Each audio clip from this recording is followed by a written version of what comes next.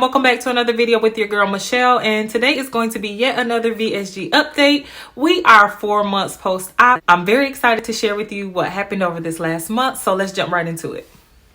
As you know, I'm going to be looking down at my notes, so if you see me looking down, that is what I'm doing. Okay, so let's start out with last month's stats.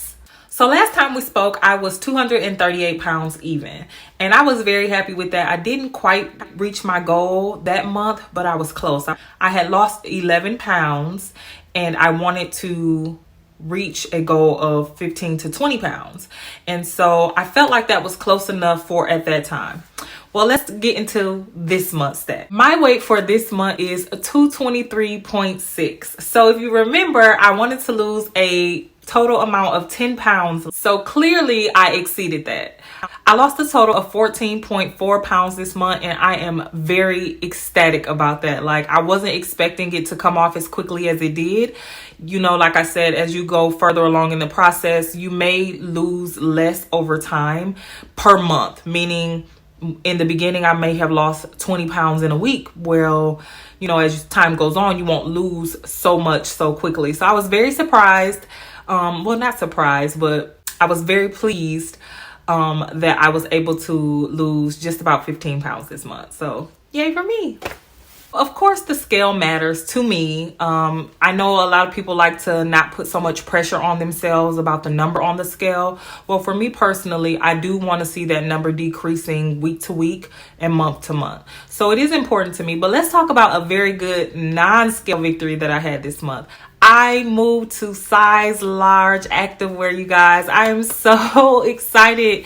Like, I made a whole video where I did a fit vlog where I knew I needed to size down in my activewear. And so I went and bought activewear, and they were all size large. Now, some of them, I bought something in a medium, and then I bought something in a large that sort of fit like a medium. And so I've tucked those away for when I do need them. But I did get some size large things, and everything else that I bought since then has been size large, and it has fit perfect. Editing Mick here. One thing I wanted to mention that I forgot to mention is that I gave myself a gift of a nose piercing, and I did that for a milestone goal, and that was my reward. When I hit milestone weights, I give myself a gift. And once I hit 229, I gave myself the gift of a nose piercing. That is how I reward myself for being diligent and meeting my goals. So yeah, nose piercing. So coming from a 2X activewear pant to a size large, like, that was such a big deal for me. As well as you can see, like, my watch, it's more like a bracelet now. I had an extra link added to this when I was at my heaviest. I had to go and get an extra link added to this. And now it's a bracelet watch. So I'm very happy about those non-scale victories, and let's move on to the next topic. So the workouts. I have increased the intensity of my workouts. I have added new moves. I've moved to a new gym. So much is going on with the fitness portion, and I'm excited to share it with you. I have started doing fitness related vlogs on my channel as well. And I wanted to do that because somebody may not want to go through my TikTok or my Instagram and pick out the different workouts, because I only show just a snippet there. But in the fit vlogs, I can really break down the exercises that I'm doing and focus it day by day. And so you can see more of what I'm doing as far as fitness. I am going to go ahead and put some clips of my a couple of TikToks that I have completed over this past month, just to show you some of the different things that I've been doing. But I've been doing things like box jumps. I've been doing things like T-bar rows. I've tried an Orange Theory class, you guys. Like, I really enjoyed it, and I have a package of 4 classes, and it's really intense. It's different from training yourself, and it's like personal group training. So really the bottom line when it comes down to my fitness is I'm at the point where I'm starting to challenge myself more, to do more, and to focus on, to isolate certain body parts. As I drop body fat, I'm really focusing on body recomposition and building muscle in the places that I want it. So I'm building muscle in my arms so that I don't have as much flab or as much loose skin as possible. And then I'm also working on building my glutes so I can have that nice cuff underneath my butt, because who don't want a nice booty? Okay, and then I'm also working on my love handles, which we know I talk about that every time. It's always a work in progress for that. So I'm still keeping up with my cardio. Now, what I do know is once I get into Wonderland, I am going to probably decrease my cardio and solely lift and do cardio maybe twice a week. So probably doing the cardio just 2 to 3 times a week and for not very long. Right now, every workout session that I do, it includes 20 minutes of cardio.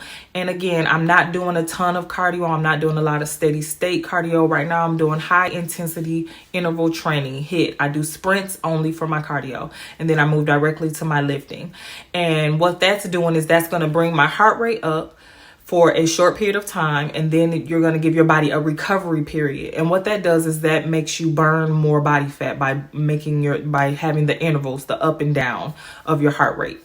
And so I'm focused on losing the body fat, but I'm also focusing on building muscle. I know that a lot of people like to do one or the other, but to me, it makes more sense to do both, because while you're burning body fat by incorporating cardio or HIIT training, you'll also be building muscle to sort of fill in those areas. If you notice, people who have weight loss surgery that are not incorporating lifting or working out in general tend to look more flabby, more gaunt, more hollow. And I just don't personally want that look for myself. I like to look nice and healthy and full, and I want a certain body type structured for my body, not whatever society's beauty standards are. That's not my concern, but I want to look a certain way on my body. I'm only comparing myself to myself. And that's also important when you're thinking about working out. And I've heard a lot of people talking about if you should incorporate working out, at what point should you do that when you've had VSG surgery. And that's really between you and your doctor, but also how you feel. So like for me, I always enjoyed working out. I always worked out even when I was at my heaviest. From time to time, I still would do a workout. So it does something for me mentally. Like I have a physical reaction if I don't get my workout in, or if I don't make up in my mind, like say I don't go to the gym today, then in my mind, I already have a plan for that. So then that means my rest day won't be my rest day. I'll be taking today as my rest day. And then, it shifts, but I have to have that workout time because it does something for me mentally and physically, spiritually even. Like it really is the only time I feel completely at peace, and I'm doing something solely and completely for me, my body, and my health.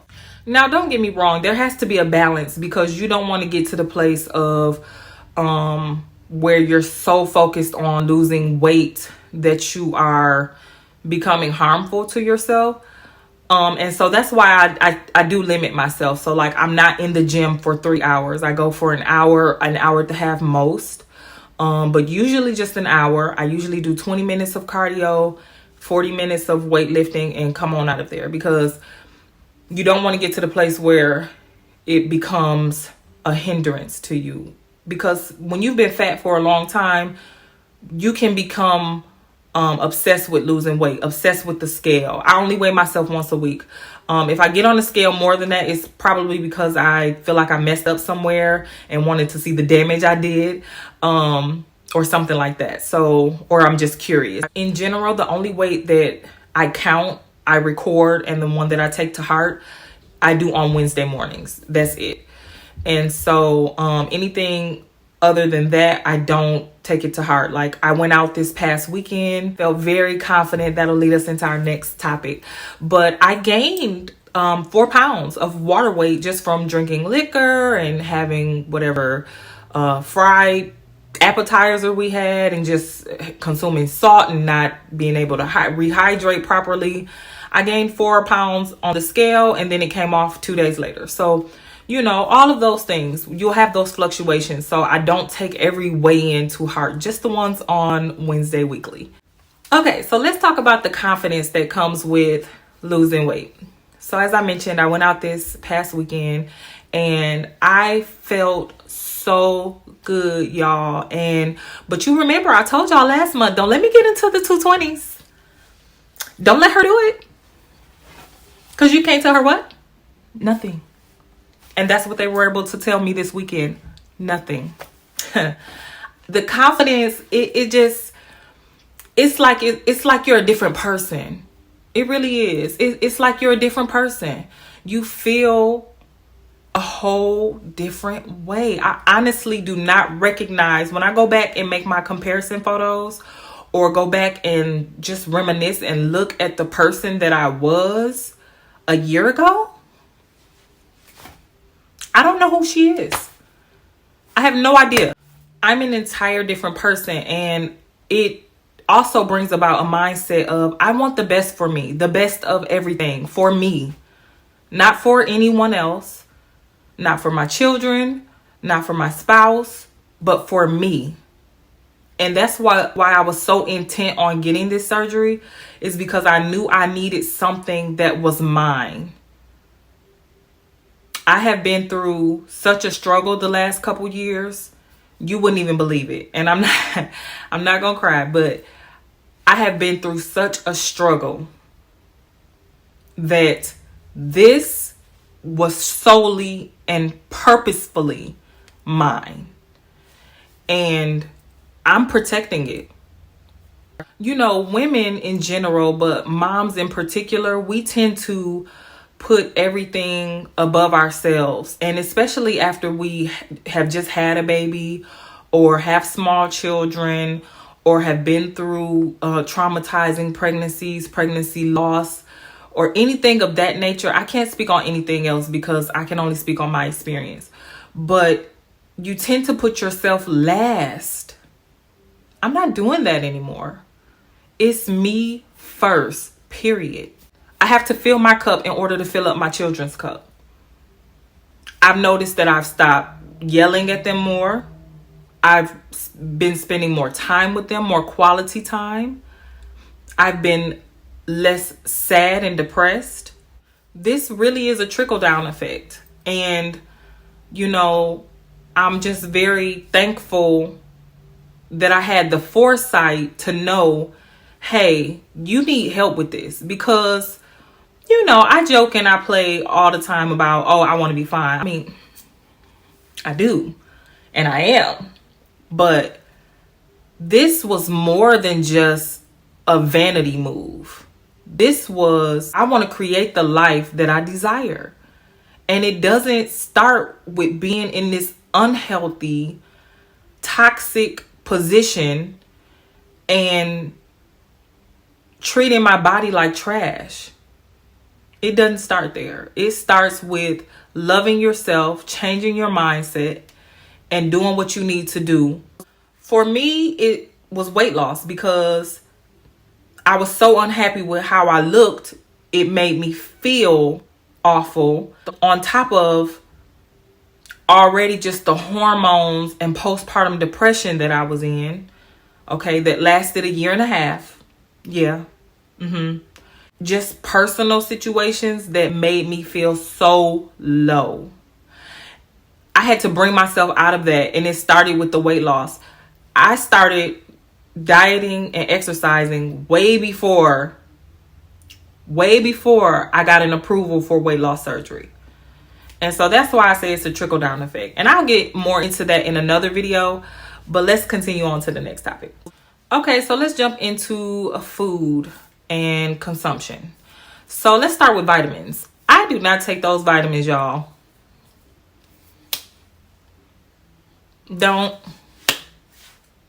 I don't. I'm not even gonna lie to you. I'm not even gonna cap. I'm not even much gonna lie. Like, I just do not take those vitamins. They make me feel nauseous. They make me feel sick. I'm not gonna do it. I'm not. I'm gonna take a regular gummy vitamin. It may or may not be enough, but my blood work has come back normal every time. So